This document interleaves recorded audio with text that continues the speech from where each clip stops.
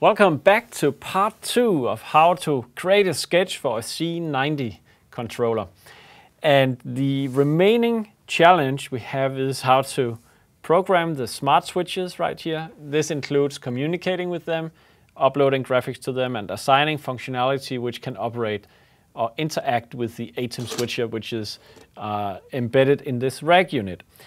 So I ask myself, where do I have smart switches? We have smart switches in the C201 sketch, so we could go to a C200, like this one, and then we could begin to look for smart switches. I think searching for smart switch functions, and we find a whole section in the source code apparently just dealing with this. So you can see that it seems to include, and now we are analyzing what is happening in the source code. We see that it includes the library. Then it also seems to load something into memory, and in this case what it loads is graphics. So there are some graphics for auxiliary, for picture-in-picture, etc. That's specific functions we have programmed into this unit. So I suggest that we just copy this whole section. So I mark this, I do a copy, and we go to the C90 sketch, find a fitting location in the header somewhere we like, maybe before the setup function, after utilities has been included, and then we paste. Okay, like that. So what is more? What more do we need? So we search for smart, and then you can see that we jump to somewhere further down the source code. If we scroll up a little bit, we'll find that this is inside the setup function. You see setup function here, so obviously in the setup function we have these 4 lines which are doing something with the smart switches. Let's look at what it does. First of all, it begins communication with them. Next, it sets the brightness to a certain level. It sets a color for all buttons, and it then clears the screen for all the buttons. It sounds like a great way to start them up, so let's copy that and we move it into the setup function. I think we will place it somewhere after initialization of the slider, which we just did, and then place it right there. Then we search for smart again. Smart switches. See, this is from the loop function, I'm pretty sure. If we look at it, yeah, it was in the loop. And to no surprise, I think we are calling a function called smart switches. Now, what is that function? Because we haven't seen it yet. And if we search on for the word smart, we find that there is, in the end of this sketch, a whole section which is apparently dealing with the smart switches. And actually it starts here because these variables, if you look inside, turn out to be related to functionality inside this function. Let's just take a look at how long it is. So it seems to be a large switch construct which is taking care of this, and I place the cursor at the end, copy this whole thing, copy, paste over here at the end, like that. And being the good citizen we are going to put a nice little header to this, of course, so that we can identify smart switch handling. Good. Now, currently we are actually not using this function for anything, but as we saw in the sketch for the C200, somewhere inside the loop, for instance, just after slider handling, we will paste this one in. So what happens now is that the main loop will set the button colors of the 13 buttons. It will check if any of the buttons are pressed and act accordingly. It will then look if the slider has been moved, and then finally it will see if smart switches needs an update, and if they have been pressed, in that case, perform some functionality with the ATEM switcher. So this should all be in place now. Unless I forgot something, we are now actually ready to compile this and see if the smart switches are working. And since this is a freestyle session, we'll see if I'm lucky or not, or just good. I was not good enough because something called bus select was not declared in this scope. Okay, so that prompts us to actually understand a little bit better what is going on right here. And now that I remember what it is, it's simply a function which assigns what functionality is valid for these 8 buttons we have here in the front. Okay, let me explain. The idea is that the SmartSwitches over here has a button called, which can cycle between program, auxiliary 1, auxiliary 2, and auxiliary 3. And when it's on program, it does what it usually does over here. It selects the preview program inputs. When it is on auxiliary 1, 2, 3, instead it will reflect the state of any of the auxiliary outputs. So this variable is sort of, it's more global than just for this function because it's being used by the whole source code. I think I'll go back a little bit and define this variable somewhere here maybe,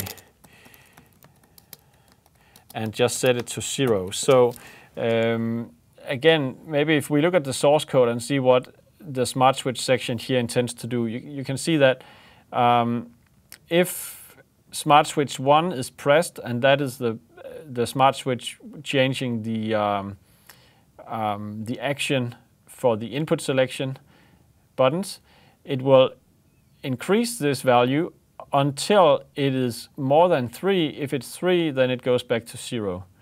So far, this little code chunk. Now the question is, what happens if bus select is 1, 2, 3, or 0? And this is revealed here. So if bus select is 1, then it is showing.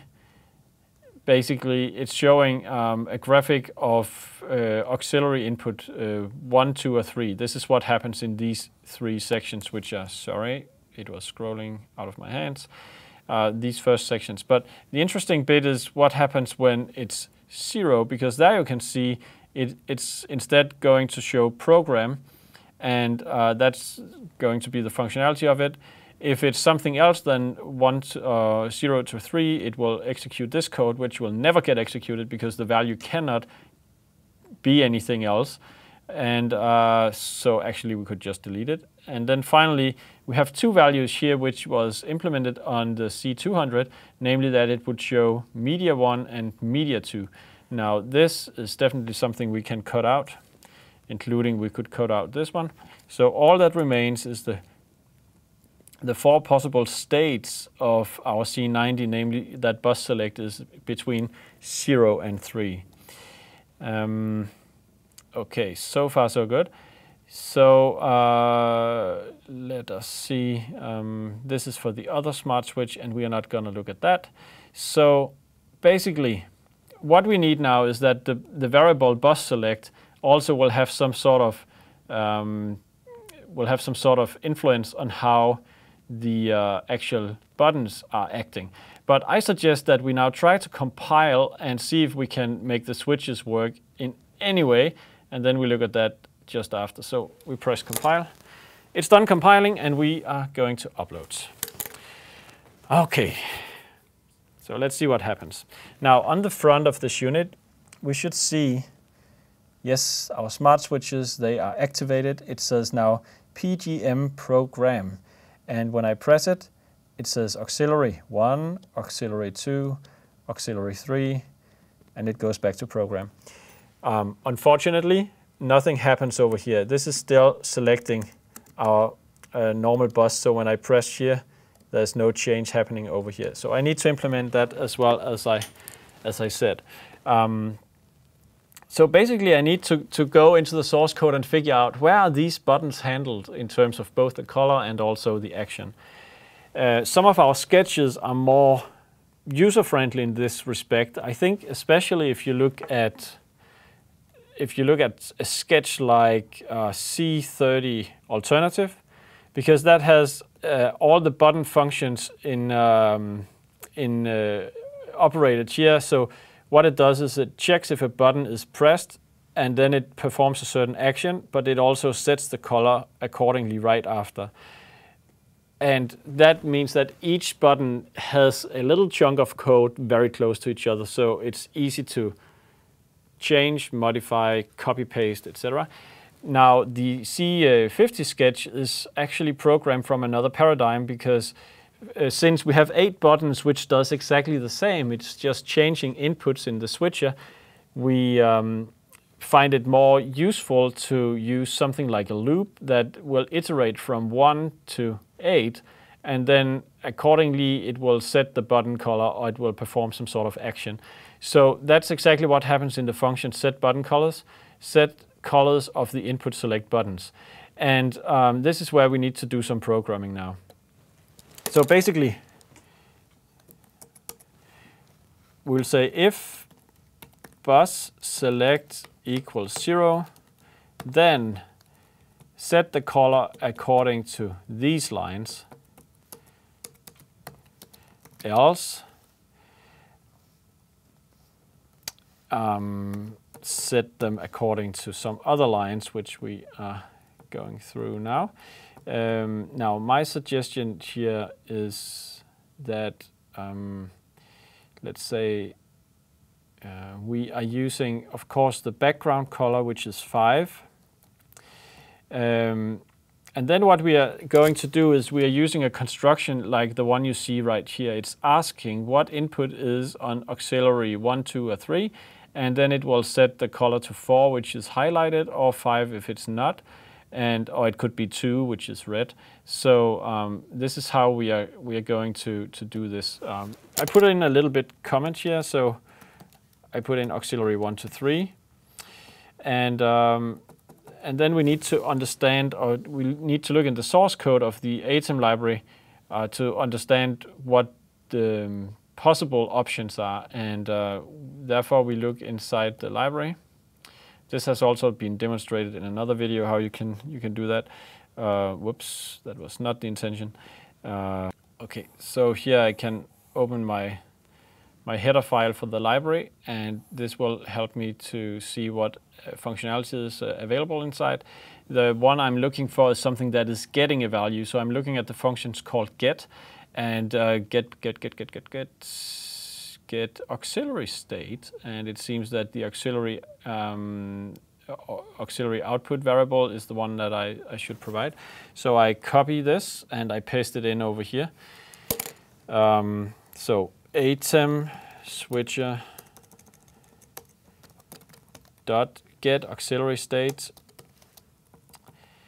and then the auxiliary output. Now here, because I was so clever that my bus select variable 1, 2, and 3, those values of bus select directly reflects if it's auxiliary 1, 2, or 3, so I can just pass this variable right away. But the return value of get auxiliary state is going to be an input number. This is evident if you look at the return value, which is a byte. And then I simply say if this is equal to, and then I use ID, no, not IDX, but the value I. If it's equal to the value I, running from 1 to 8, if that's the case, then it means that the value is on the auxiliary output, so I put 2, and otherwise I put 5. So I think this is now going to reflect the button colors correctly.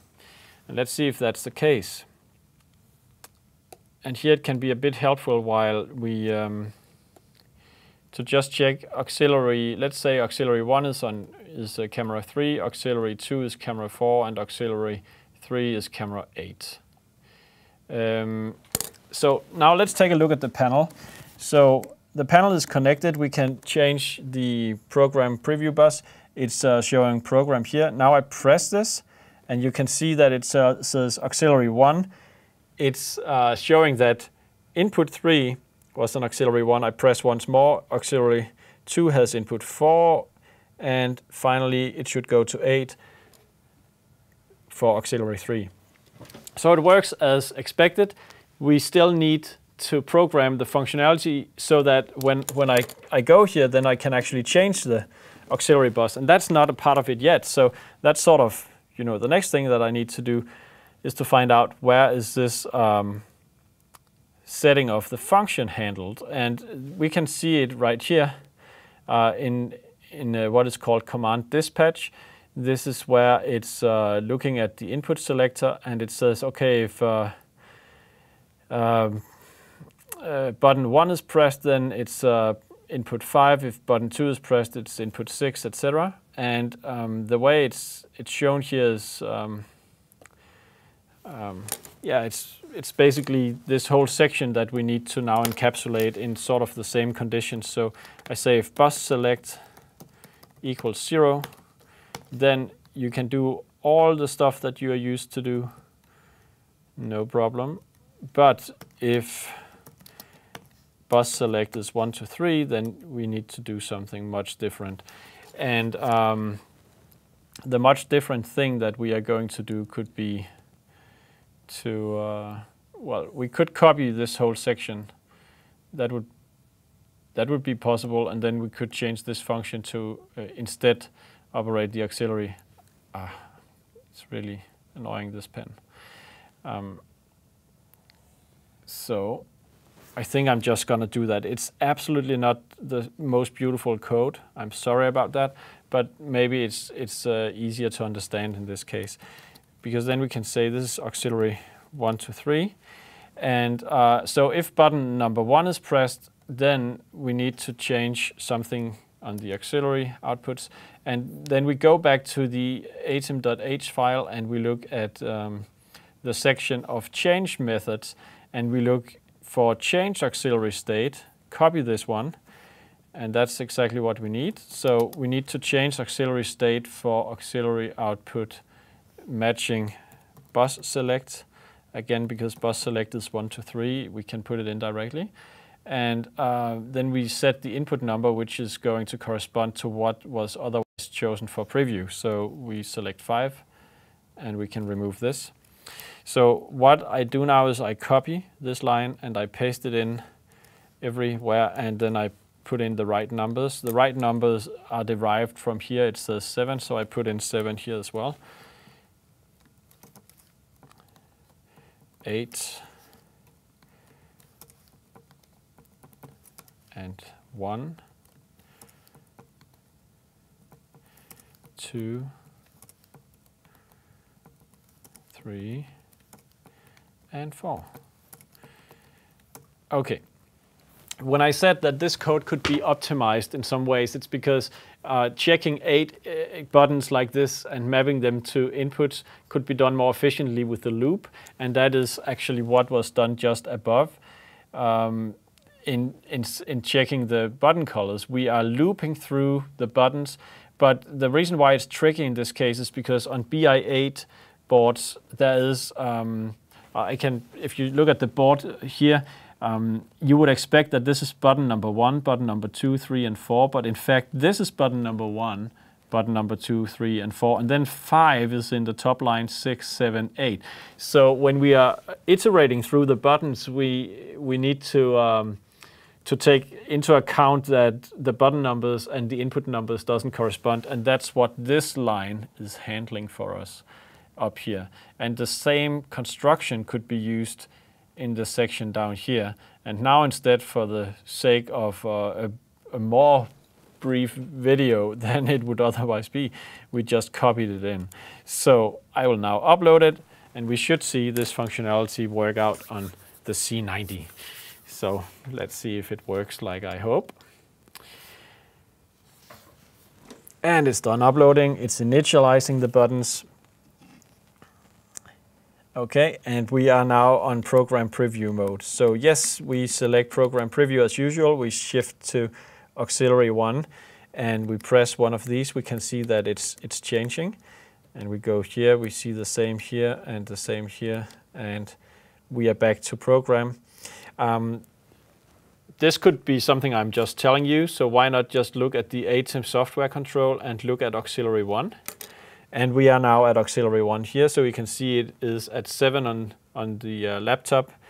I now press input 1, input 2, input 3, input 8, and it seems like it's working.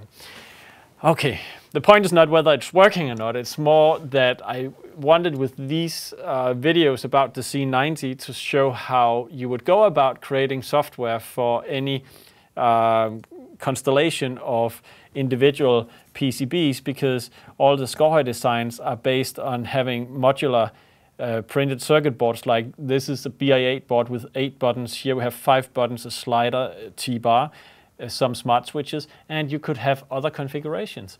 So, and after doing that, you need to program it, obviously. And this is how you could approach such a task.